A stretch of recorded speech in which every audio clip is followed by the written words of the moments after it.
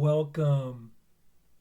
Today we will be reading lesson 295 in the workbook, and from the text, chapter 25, section 8, Justice Returned to Love, paragraphs 10 through 14. And now for lesson 295. The Holy Spirit looks through me today.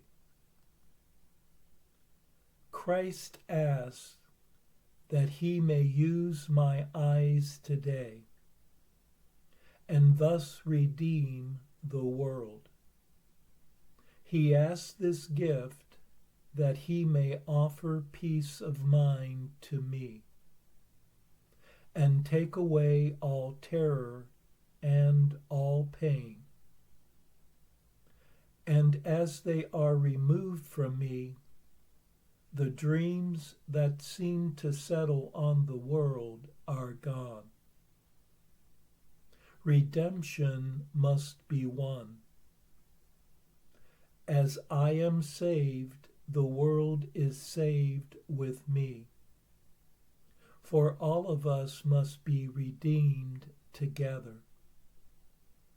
Fear appears in many different forms, but love is one. My Father, Christ has asked a gift of me, and one I give that it be given me. Help me to use the eyes of Christ today, and thus allow the Holy Spirit's love to bless all things which I may look upon, that his forgiving love may rest on me.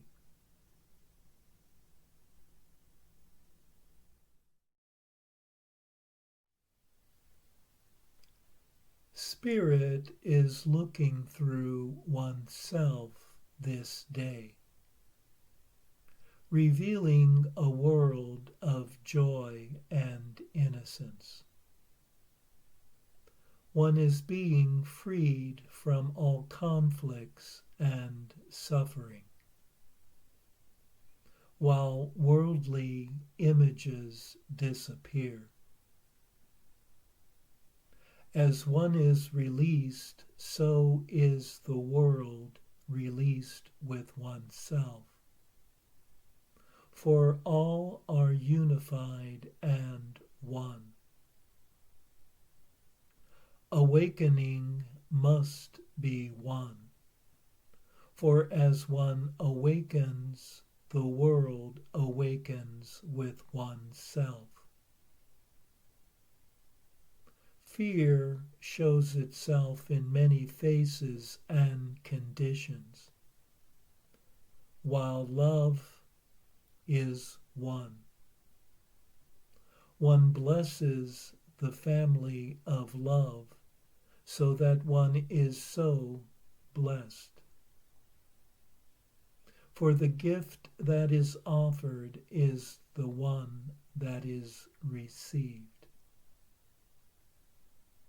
Today the Spirit of joy sanctifies everything that arises in one's awareness,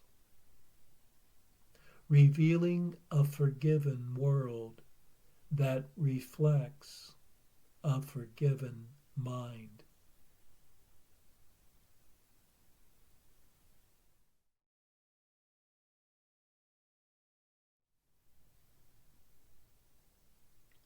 And now for our text reading for today, from chapter 25, section 8, Justice Returned to Love, paragraphs 10 through 14.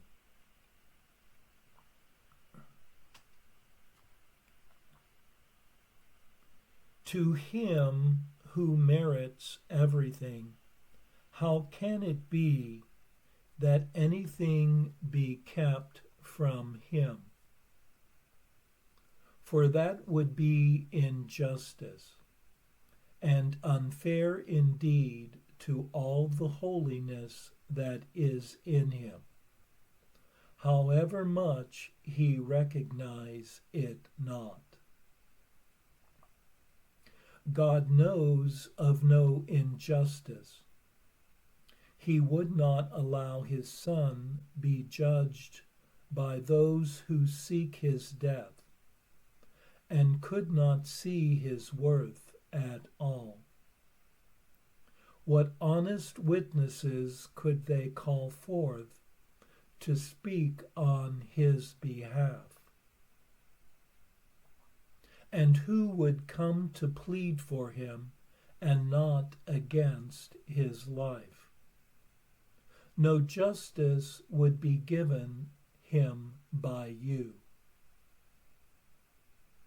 Yet God ensured that justice would be done unto the Son he loves, and would protect from all unfairness you might seek to offer, believing vengeance is his proper due. As specialness cares not who pays the cost of sin, so it be paid, the Holy Spirit heeds not who looks on innocence at last, provided it is seen and recognized. For just one witness is enough, if he sees truly. Simple justice asks no more. Of each one does the Holy Spirit ask if he will be that one, so justice may return to love, and there be satisfied. Each special function he allots is but for this, that each one learn that love and justice are not separate, and both are strengthened by their union with each other. Without love is justice prejudiced and weak, and love without justice is impossible. For love is fair and cannot chasten without cause. What cause can be to warrant an attack upon the innocent? In justice, then, does love correct mistakes, but not in vengeance. For that would be unjust to innocence.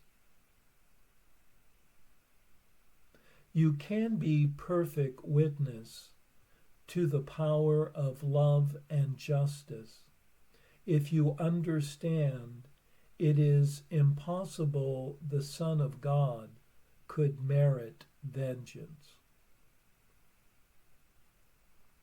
You need not perceive in every circumstance that this is true, nor need you look to your experience within the world, which is but shadows of all that is really happening within yourself. The understanding that you need comes not of you, but from a larger self, so great and holy that he could not doubt his innocence. Your special function is a call to him, that he may smile on you, whose sinlessness he shares. His understanding will be yours. And so the Holy Spirit's special function has been fulfilled. God's Son has found a witness unto his sinlessness and not his sins. How little need you give the Holy Spirit, that simple justice may be given you. Without impartiality, there is no justice. How can specialness be just?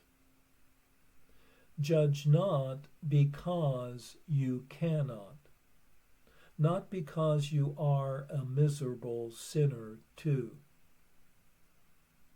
How can the special really understand that justice is the same for everyone? To take from one to give another must be an injustice to them both, since they are equal in the Holy Spirit's sight.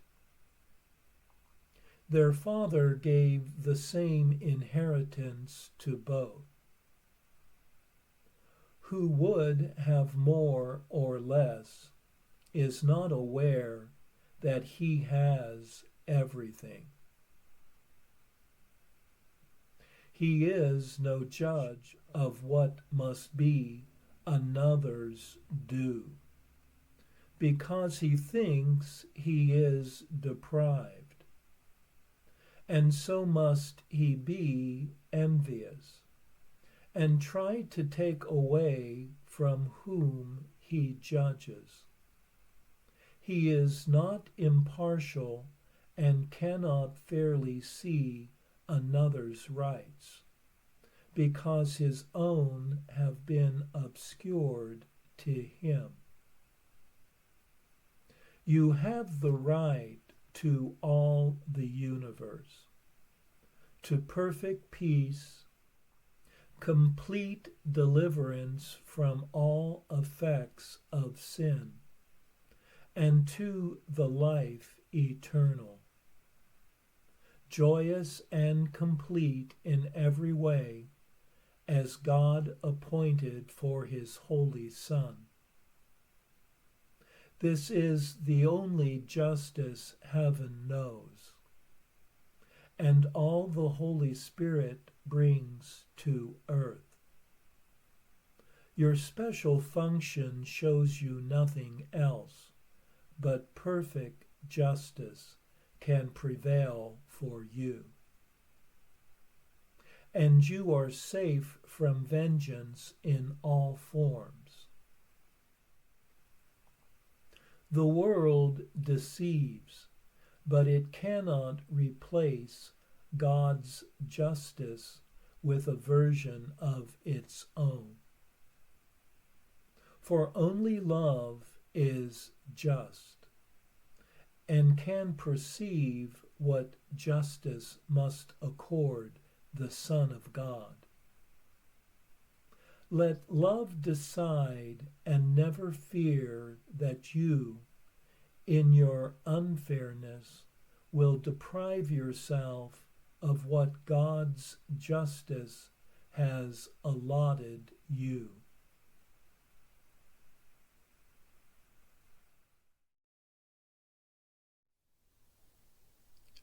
We are told in this section that only love is just. For lacking love, justice becomes partial and weak. And what is not love is merely some form of sin and vengeance, which is not just at all.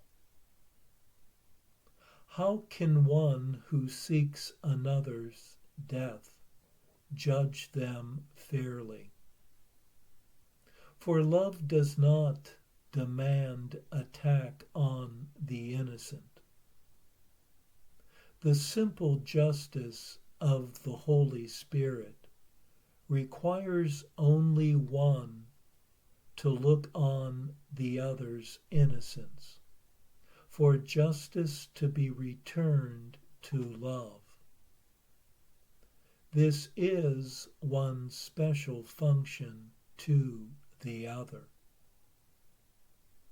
And recognizing that love and justice are not separate. For it is impossible for the true self, the Christ self, to be deserving of vengeance. And then one will be shown that nothing besides perfect justice can be encountered by oneself. For love looks on error only for the purpose of correction, seeing no cause at all to punish.